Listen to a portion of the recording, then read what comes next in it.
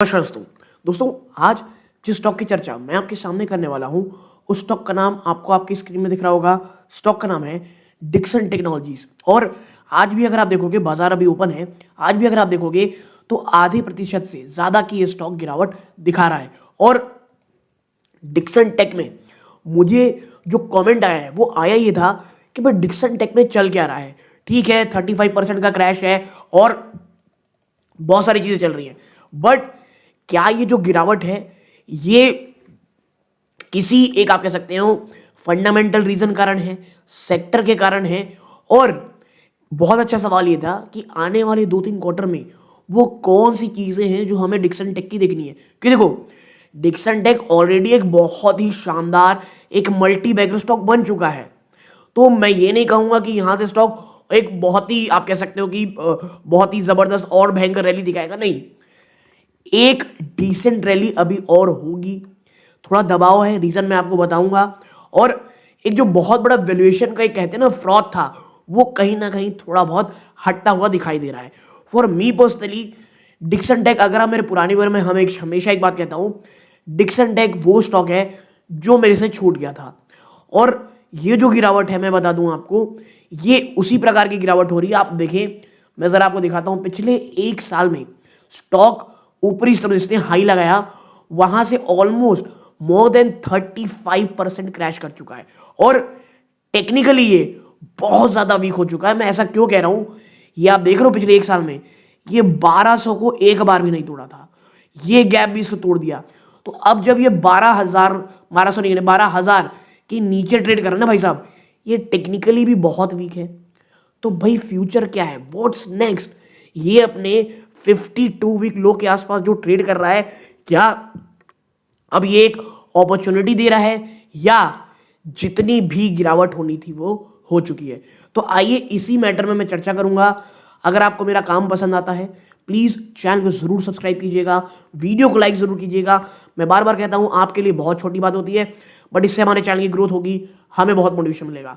आपको किसी अन्य स्टॉक पर चर्चा करानी हो, ये भी जरूर बताइएगा। डिक्सन टेक करेंटली एक्सपीरियंस कर रहा है एक बहुत ही बड़ा करेक्शन, जहां 52 वीक लो 11,700 रुपए के आसपास का है, और ये लगभग 37% अपने हाई 18,700 से नीचे आता है। तो भाई रीजन क्या है गिरावट का, हम आगे यहां पे चर्चा करेंगे। देखो, सबसे पहला जो ये गिरावट है ना, ये कॉम्बिनेशन ऑफ पॉलिसी शिफ्ट, ये वर्ड याद रखिएगा। डिक्सन टेक में प्रॉब्लम आ रही है पॉलिसी शिफ्ट्स की, कॉम्पिटिटिव प्रेशर्स का, और जो मैंने बात की शुरू में ही, टेक्निकल सेल ऑफ का। सबसे पहला, आईटी हार्डवेयर इंपोर्ट पॉलिसी का एक्सटेंशन। यानी देखो, एक सबसे बड़ा मेजर ब्लो आया था। कब आया था? जब इंडियन गवर्नमेंट ने डिसीजन किया कि भैया वो समय सीमा और बढ़ाएगी इंपोर्ट मैनेजमेंट सिस्टम का for IT hardware until December 31, 2026। अच्छा, इससे क्या हुआ? इसने अलाउ किया global giant HP, Lenovo, Dell कि वो लगातार इंपोर्ट करते रहे लैपटॉप्स और टैबलेट्स को, rather than being forced to manufacture them locally immediately. तो पहली चीज, क्या दिसंबर 31 के बाद ये जो पॉलिसी है इसको और एक्सटेंशन मिलेगा या और गिरावट होगी? तो मुझे लग रहा है कहीं ना कहीं बाजार को शायद ऐसा लग रहा है कि भाई और एक एक्सटेंशन मिलेगा, तो ये गिरावट है। और इस डीले ना, एक जो एक बहुत भयंकर किस्म का रेवेन्यू बूस्ट आने वाला था, इन्वेस्टर जो एक्सपेक्ट कर रहे थे डिक्सन, क्योंकि गेन करता लोकल प्रोडक्शन में, ये यहां झटका खा गया। फिर दूसरा चीज, राइजिंग चाइनीज कंपटीशन। देखो, contrary to the China plus one narrative ना, चाइनीज मैन्युफैक्चरर जैसे BYD, DBG टेक्नोलॉजी, ये अपनी जो फैसिलिटी है, ओन फैसिलिटी को लगातार बढ़ा रहे भाई साहब भारत में। इसके साथ साथ बड़े ब्रांड शायोमी और मोटोरोला, ये भी अब डाइवर्सिफाई कर रहे हैं इनके कॉन्ट्रैक्ट्स को अक्रॉस मल्टीपल इंडियन फर्म। और यानी इससे जो डिक्सन का जो डोमिनेंट शेयर था वो अब कम हो रहा है। तो आप देख रहे होंगे एक स्ट्रैटेजिक पॉलिसी पूरी तरह से शिफ्ट आ रहा है यहां पे। इसके साथ साथ भाई लोअर्ड ग्रोथ गाइडेंस। देखो, ड्यू टू जो कॉम्पिटिटिव शिफ्ट हो रहा है ना, डिक्सन ने वापस रिवाइज किया अपना स्मार्टफोन मैन्युफैक्चरिंग गाइडेंस और डाउनवर्ड किया। जो पहले 50 मिलियन यूनिट था उसे सीधा 40 से 41 मिलियन यूनिट, यानी 20% के आसपास का डाउनवर्ड। और ये जो गिरावट देख रहे हो ना, एवं ही नहीं है। और ये जो गिरावट हुई इन वॉल्यूम्स, इसने डायरेक्टली इंपैक्ट क्या किया, ऑफ कोर्स फ्यूचर अर्निंग की एक्सपेक्टेशन को। तो ये तीन बहुत मेजर फैक्टर्स रहे। फिर आप आगे बढ़ोगे, वो क्या है, वैल्यूएशन करेक्शन और प्रॉफिट बुकिंग। देखो आफ्टर मैसिव कितनी 178% की रैली 2024 में हुई, अब इससे स्टॉक क्या बन गया, बहुत महंगा। और विद ग्रोथ जब नॉर्मलाइज हो रही है ना, देखो भाई आप रैली इसलिए करते हो, एक्सपेक्टेशन बहुत रहती है। अब आप उस एक्सपेक्टेशन में ही फुलफिल नहीं कर पाए तो इन्वेस्टर ने फटाफट प्रॉफिट बुकिंग शुरू कर ली और स्टॉक एक विक्टिम बना ब्रॉडर करेक्शन का, क्योंकि मिड और स्मॉल कैप में और गिरावट हो रही 2024 में। इसके साथ साथ क्या प्रॉब्लम, रिड्यूस्ड इंस्टीट्यूशनल होल्डिंग। देखो जो एफआईआईज है ना, उन्होंने अपनी होल्डिंग को धीरे धीरे कम किया है, ड्रॉपिंग 23% टू 20% पिछले कुछ क्वार्टर से में। लेकिन मैं बता दूं आपको, डीआईआईज जो है यहाँ पे अपना जो एक्यूमुलेशन है वो बढ़ा रही है। तो ये भी चीजें हमको ध्यान में रखनी है। ओके नाउ अब आगे बढ़े दोस्तों, उससे पहले आपके स्क्रीन दिख रहा होगा गाइस, मात्र 11% ऐसे व्यूअर हैं जो वीडियो देख रहे हैं, चैनल सब्सक्राइब कर रखे हैं। आपका दिल से धन्यवाद कि आप हमारी जर्नी में, भले ही धीरे चल रही है लेकिन आप हमारे साथ रहे हैं। अगर आप इन 88.9 में से हैं, आपका भी धन्यवाद कि आप हमारा वीडियो देखते हैं, बट प्लीज़ चैनल को जरूर सब्सक्राइब कीजिएगा। आपको किसी अन्य स्टॉक पर चर्चा करानी हो वो भी जरूर बताइएगा। नाउ अब बढ़ते हैं आगे। देखो फंडामेंटल वर्सेस टेक्निकल आउटलुक। अब ये क्या है, करंट ट्रेंड भाई साहब बेरिश में कहीं कोई दो राय नहीं है, तमाम मूविंग एवरेज के नीचे स्टॉक ट्रेड कर रहा है। वैल्यूएशन अब ये थोड़ी एवरेज हुई है, ठीक है। अब इसकी पी थोड़ी सी कूल डाउन होकर के 46 टाइम्स हो गई है, जो कि हिस्टोरिक पी से काफी लो है, लेकिन अभी भी प्रीमियम है। लेकिन मैं बता दूं आपको, अब मुझे वैल्यूएशन से उतना ज्यादा प्रॉब्लम नहीं है, क्योंकि अगर आपको लगता है कि ये डिक्सन टेक एक बहुत ही एक चीप वैल्यूएशन मिल जाएगी, मुझे उसके चांसेस कम लगते हैं। तो मुझे लगता है डिक्सन टेक अगर यहाँ से 10-12% अगर टूट जाता है, इफ, और ये बहुत बड़ा इफ है, अगर टूट जाता है, क्यों भाई Q3 के नंबर और ज्यादा बुरे आ गए, एक्सपेक्टेशन अच्छी नहीं रही, तो यहाँ पे और गिरावट हो सकती है। बट देखो अब ऑलरेडी बहुत ज्यादा नेगेटिविटी ना प्राइस इन हो चुकी है, तो मैं अब ये नहीं कह सकता कि यहाँ से बहुत ज्यादा क्रैश या 10-12% भी क्रैश आएगा। इसीलिए डिक्सन अब कहीं ना कहीं एक्यूमुलेटेड टाइप का स्टॉक दिख रहा है। अर्निंग देखो वो स्ट्रॉन्ग अर्निंग रही है, Q3 में भी एक अच्छी मजबूती दिखाई, 199% का जम था पैट में। लेकिन प्रॉब्लम पता है क्या हुई, फ्यूचर गाइडेंस को लेकर के इशू। डेट इक्विटी बहुत हेल्दी है, 0.31 है, तो ये कोई इशू नहीं है।